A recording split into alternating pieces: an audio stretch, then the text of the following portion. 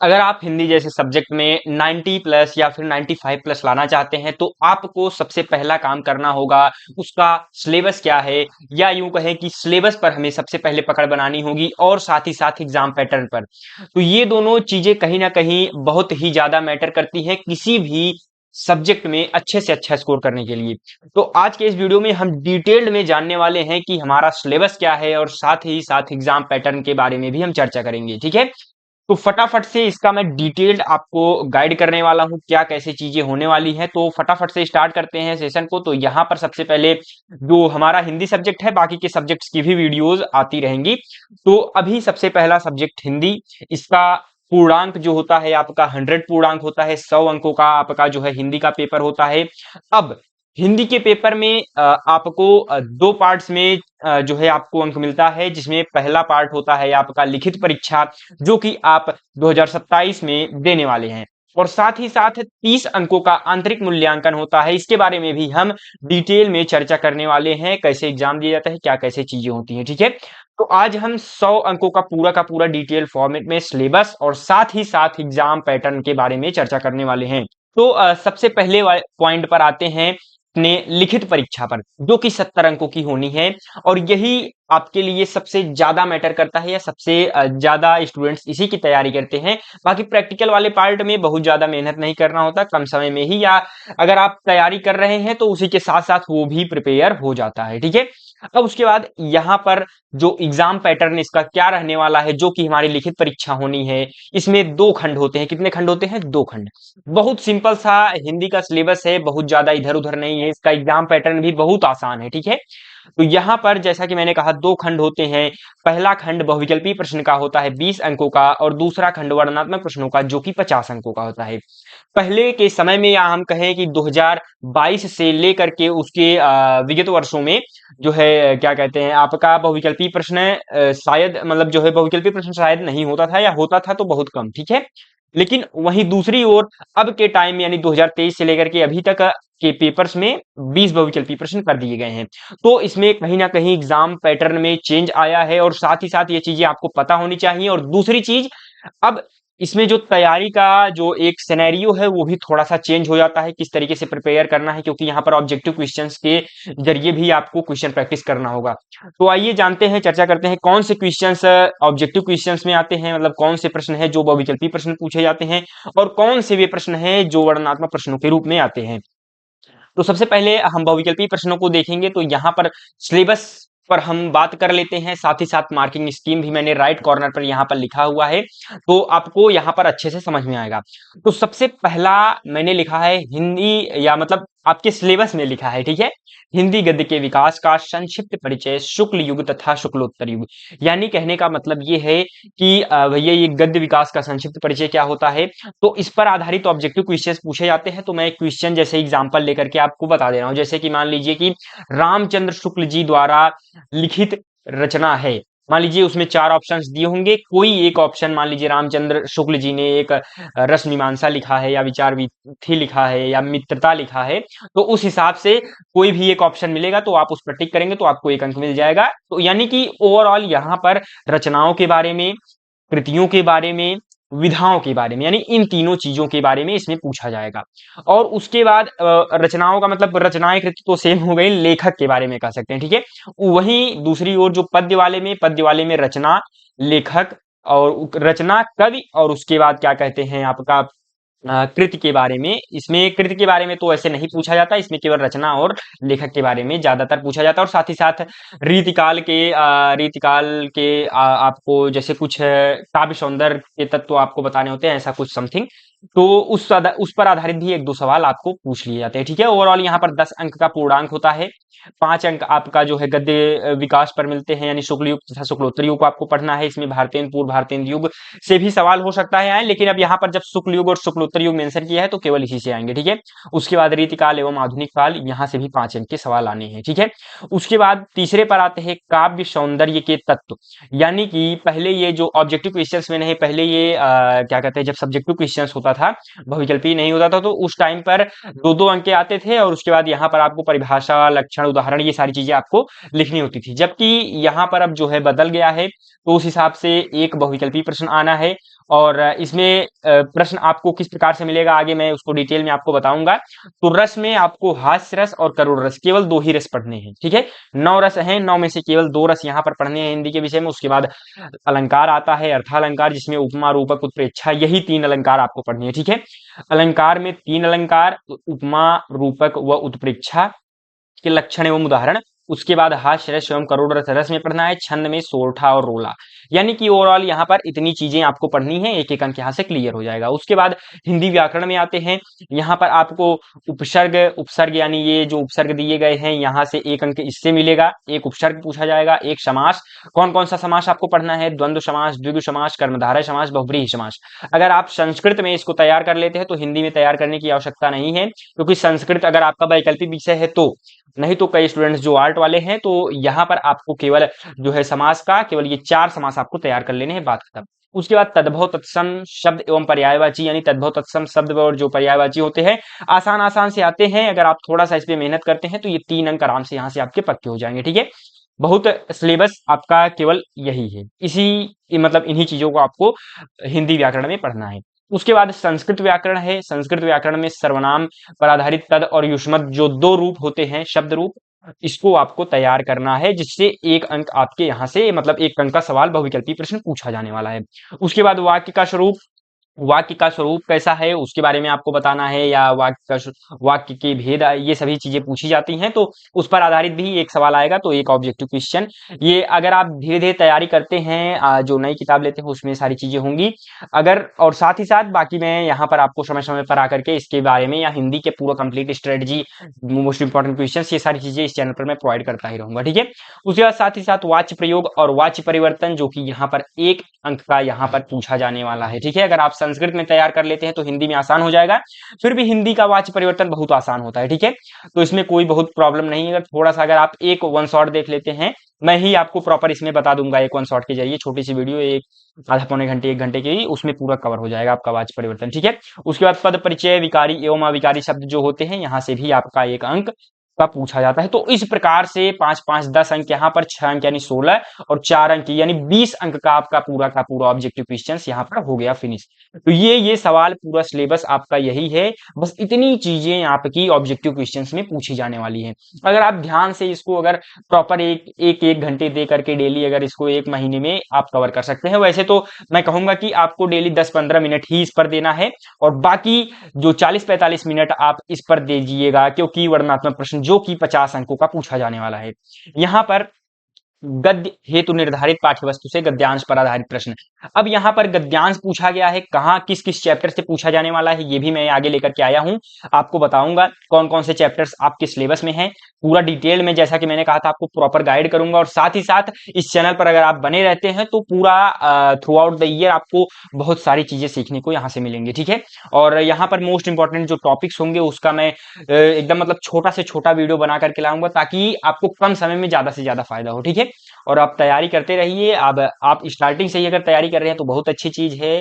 तो यहाँ पर जो गद्य हेतु निर्धारित पाठ्यवस्तु से गद्यांश पर आधारित प्रश्न पूछे जाते हैं। अब प्रश्न कितने पूछे जाते हैं? 3 प्रश्न पूछे जाते हैं, 2-2 अंक के। ओवरऑल आपको 6 अंक मिलते हैं केवल गद्य हेतु। बहुत ज्यादा ये टफ नहीं होता, टफ होता है ये वाला। टफ का मतलब है कि इसको पढ़ने में थोड़ा सा मेहनत लगता है, क्योंकि चैप्टर्स ज्यादा हैं इसमें पढ़ने के लिए, ठीक है। 13 चैप्टर्स हैं, उसके मतलब जो है 13 लेखक को पढ़ना है, मतलब लेखकों के जो भी पद दिए गए हैं, पद्यांश दिए गए हैं, उनको आपको तैयार करना है। और एक एक कई लेखक ऐसे हैं जिन्होंने 1 या 2 या 3 पद्यांश में भी मतलब टॉपिक्स लिखे हुए हैं, ठीक है। तो उसको आगे मैं आपको बताऊंगा। पहले यहाँ पर इसमें भी 3 सवाल पूछे जाएंगे, 2 अंक के, और 6 अंक आपको मिल जाएगा, ठीक है। उसके बाद यहाँ पर संस्कृत गद्यांश का संदर्भ सहित हिंदी अनुवाद, जो कि 5 अंक का पूछा जाता है।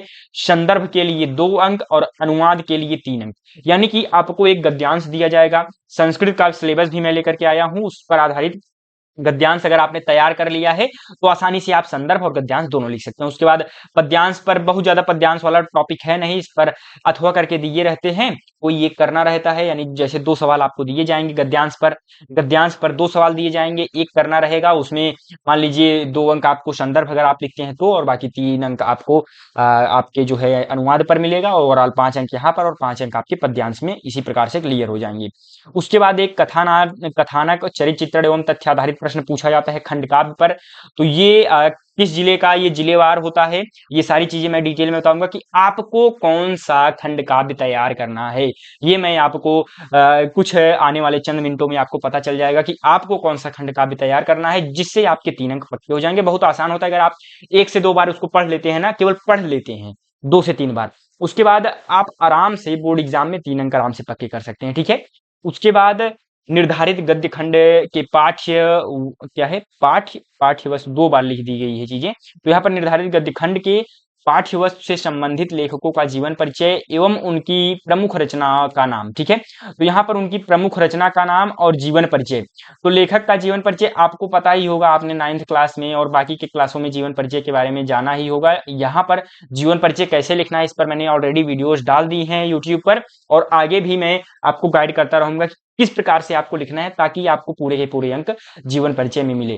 तो यहाँ पर 3 अंक आपका मिलेगा पूरा जीवन परिचय लिखने पर, और 2 अंक आपको कृतियों को लिखने पर मिलेगा। यानी जब उनकी प्रमुख रचना का नाम आप लिखेंगे तो वहां से आपको 2 अंक मिलेंगे। ओवरऑल 5 अंक का आपका जीवन परिचय। उसी प्रकार से पद्य में आपको यहाँ से भी 5 अंक का जीवन परिचय आता है, पद्य खंड और गद्य खंड। यानी कि यहाँ पर गद्यांश आधारित प्रश्न, पद्यांश आधारित प्रश्न और जीवन परिचय, और उसके बाद पद्य में भी जीवन परिचय। इस तरीके से ये चीजें पूछी जाती हैं। उसके बाद संस्कृत खंड के पाठ्य वस्तु से कंठस्थ श्लोक। आप कोई भी 3 श्लोक आपको तैयार करना है। क्या भैया 2 या 1 ही तैयार करके चले जाएं, ठीक रहेगा। देखो वहां पर क्या पूछा जाता है, जो इस प्रश्न पत्र में ना आया हो। कहने का मतलब क्या है कि अगर मान लीजिए आपने केवल 2 श्लोक तैयार करके गए हैं आप, ठीक है, और वही 2 श्लोक आपके प्रश्न पत्र में आ गए, क्योंकि कम से कम 2 श्लोक पूछा ही जाएगा आपके पेपर में, जो कि आपके पेपर में लिखा होता है, वो इस वाले सवाल में लिखा होता है, चौथे नंबर के सवाल में। अब आपको, आपने 2 वही याद किए हैं और दो दो पूछ लिया गया है, तो आपको एक एक्स्ट्रा एडवांस में याद होना चाहिए। अगर आप अच्छा स्कोर पाना चाहते हैं, 95 के वो जाना चाहते हैं, 100/100 आपका टारगेट है, 90+ टारगेट है, तो उसके लिए मेरे भाई आपको कम से कम 3 श्लोक तो तैयार करना ही करना है। ठीक है।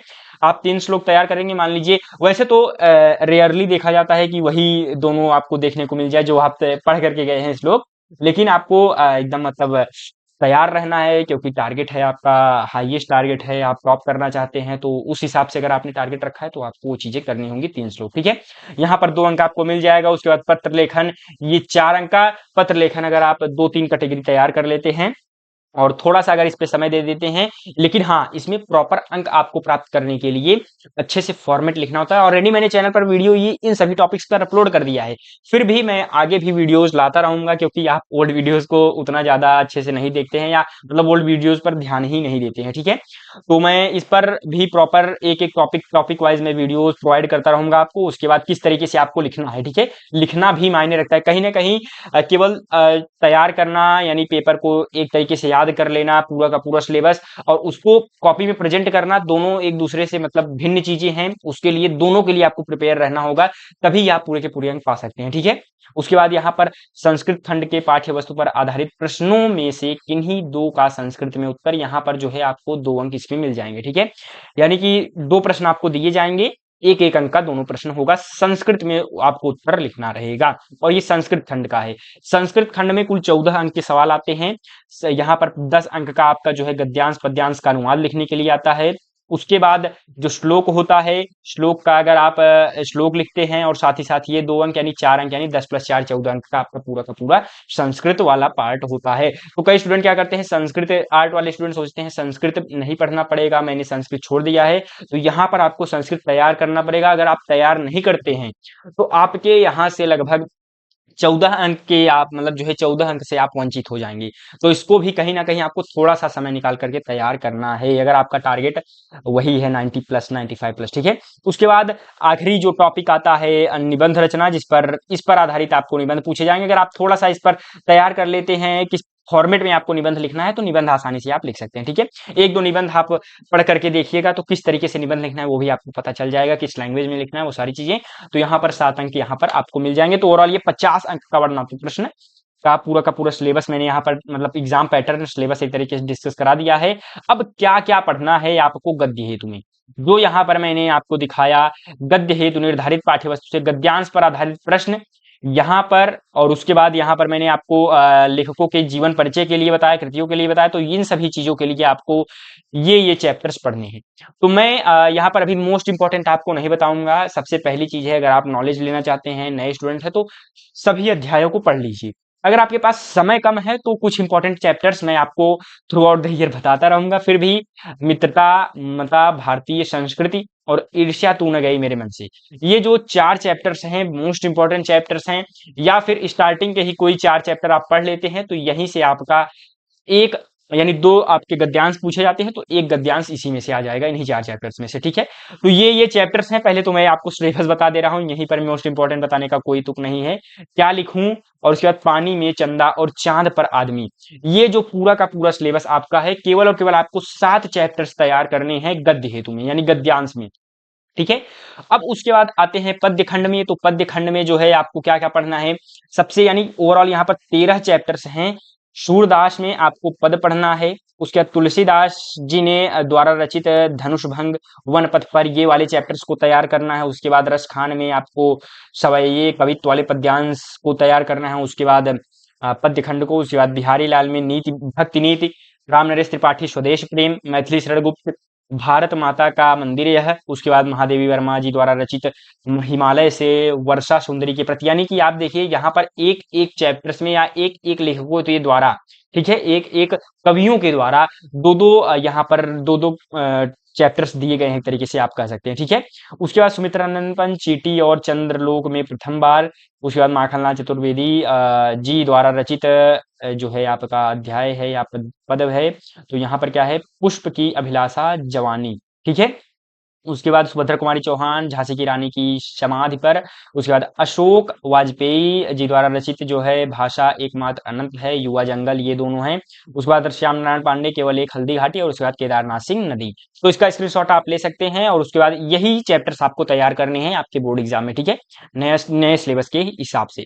उसके बाद आगे बढ़ते हैं, अपने संस्कृत खंड में आते हैं। तो संस्कृत खंड में ये चीजें आपको ये चैप्टर्स पढ़नी है।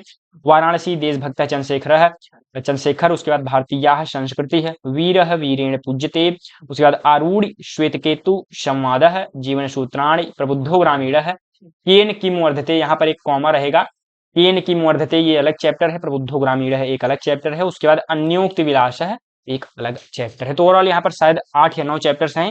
इसमें अगर आप, इसमें पद्य और गद्य दोनों दिए गए हैं, गद्य के लिए पद्य के लिए अलग से नहीं। इसमें मतलब आप जब चैप्टर्स पढ़ेंगे तो आपको समझ में आ जाएगा कि कौन सा पद्य श्लोक है, कौन सा गद्य मतलब गद्यांश है। उस हिसाब से आप तैयारी करके यहाँ से भी 14 अंक आराम से गेन कर सकते हैं, ठीक है। और उसके बाद अब आगे बढ़ते हैं, एक सिलेबस और बताना रह गया है, जिसका नाम क्या है आपका अ, खंड काव्य जिलेवार आधारित, जो खंड काव्य जिलों के लिए है उसके बारे में आइए देख लेते हैं। तो जो मुक्ति दूत खंड काव्य है, ठीक है, मुक्ति दूत खंड काव्य है, ये आगरा, बस्ती, गाजीपुर, फतेहपुर, बाराबंकी, उन्नाव, फिरोजाबाद, सिद्धार्थनगर, और उसके बाद क्या है, संत कबीर नगर, ये जो यहाँ पर जिले दिए गए हैं, इन जिलों को केवल यही पढ़ना है। क्या भैया यहाँ पर जो 9 के 9 दिए हैं ये सभी नहीं पढ़ना है? जी नहीं, केवल आपको इसमें से एक तैयार करना है, सभी के सभी नहीं। 9 के 9 आपको नहीं तैयार करना है। जैसे आपको मुक्ति दूत दिया गया है, इसमें आपको केवल यही तैयार करना है जो भी यहाँ पर जिले हैं। उसके बाद ज्योति जवाहर में, ज्योति जवाहर अगर जो भी आपका क्या कहते हैं खंड काव्य है, इसमें कौन कौन से जिले को ये तैयार करना है, कानपुर, प्रतापगढ़, मिर्जापुर, रामपुर, गोंडा, कानपुर देहात, उसके बाद बलरामपुर, सोनभद्र, प्रयागराज, उसके बाद आजमगढ़, मथुरा, मऊ, कौशाम्बी, इन जिलों को यह तैयार करना है। यहाँ पर मैंने एक एक्स्ट्रा बोल दिया है, यहाँ पर जो है आपको केवल सोनभद्र तक के छात्रों को ज्योति जवाहर तैयार करना है। उसके बाद जो अग्र पूजा है उसमें प्रयागराज, आजमगढ़, मथुरा, मऊ, कौशाम्बी, ठीक है।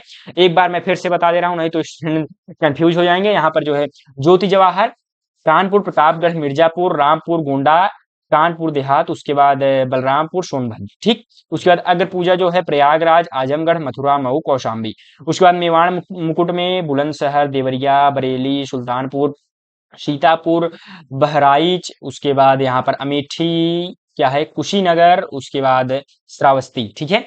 अब यहाँ पर जय सुभाष, यहाँ पर जो भी जिले दिए गए हैं जहां पर फुल स्टॉप लग जाए, यानी कि इतने जिलों को आपको तैयार करना है। मातृभूमि के लिए यहाँ पर ये जिले जो भी यहाँ पर दिए गए हैं, गोरखपुर, क्या है, मुरादाबाद, शाहजहांपुर, लखीमपुर खीरी, मैनपुरी, मुजफ्फरनगर, महाराजगंज, शामली, क्या है, अमरोहा, संभल, ये सभी जिलों को ये मातृभूमि के लिए तैयार करना है। कड़खंड काव्य, महोबा, अलीगढ़, जौनपुर, बलिया, हमीरपुर, एटा, हाथरस, कासगंज, ये सभी जिले कड़खंड काव्य। और उसके बाद बाकी आप जो है देख लीजिएगा जिस जिस जिले में, जैसे तुमुल है वो वाराणसी में, इटावा में, इस प्रकार से, ठीक है। तो ये चीजें यहाँ पर दिए गए हैं। अब आपको केवल एक इसमें से तैयार करना है, जिस भी जिले से आप बिलोंग करते हैं देख लीजिए, उस पर उसके सम्मुख जो भी आपको खंड काव्य मिले उसी को आपको तैयार कर लेना है, ठीक है। अब उसके आगे बढ़ते हैं, एग्जाम पैटर्न पर आते हैं अपने, क्या कहते हैं, 30 अंकों का जो कि आपका आंतरिक मूल्यांकन होता है। जैसे कि मैंने कहा था, मैं आपको पूरा का पूरा सिलेबस बताऊंगा डिटेल में। तो 30 अंकों का जो आंतरिक मूल्यांकन होता है, यहाँ पर इसमें 3 चरण में मूल्यांकन होना है। तो 3 चरण में आपका मूल्यांकन होगा।